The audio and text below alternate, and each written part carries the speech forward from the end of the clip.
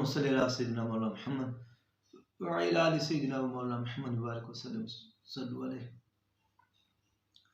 अल्लाहुम्मा सल्लि अला सय्यिदिना मौलाना मुहम्मद व अला आलि सय्यिदिना मौलाना मुहम्मद बारिक वसल्लम सल्लु अलैहि। अक्सर देखने में आया है कि लोगों को जब बाथरूम जाते हैं नहाने के लिए, वहाँ फालिज का अटैक हो जाता है।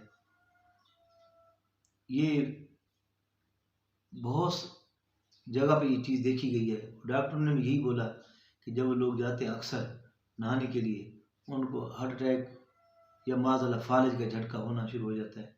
उसकी वजह यही है कि जब हम बाहर से आते हैं तो हमारा जिस्म गर्म होता है और फ़ौरन ही आके नहाना शुरू कर देते हैं, जिसकी वजह से, और सर पे पानी डालना शुरू कर देते हैं, जिसकी वजह से जो है माज़अल्लाह फालिज का और हार्ट अटैक का ख़तरा होता है।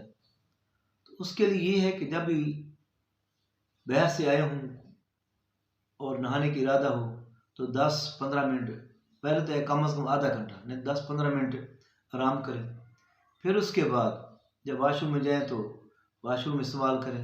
इस्तेमाल करने के बाद जब नहाने लगे तो फ़ौरन अपने ऊपर सर पे पानी कभी ना डालें, अपने हाथों को धोएं। फिर उसके बाद पाँव पे पानी डालें, पाँव के बाद टांगों पे, टांगों के बाद कंधों पे। जब यहाँ तक कंधों तक आपका पानी पहुँच जाएगा तो आपका पूरा जिस्म जो है वो बाखबर होगा और आपका जो असाबी निज़ाम है वो दिमाग तक पहुँच जाएगा और खबरदार कर देगा कि नीचे वाला हिस्सा जो है वो ठंडा होना शुरू हो गया है।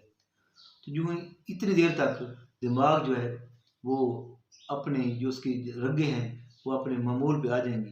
फिर उसके बाद जब सर पे पानी डालेंगे इंशाल्लाह आपको कभी हार्ट अटैक या फालिज का अटैक कभी भी नहीं होगा। अक्सर यही देखा गया है। तो कोशिश करें कि अपने आप को जब भी नहाने लगे तो इस तरीके से अमल करें ताकि आप हर किस्म की बीमारी से महफूज रहें।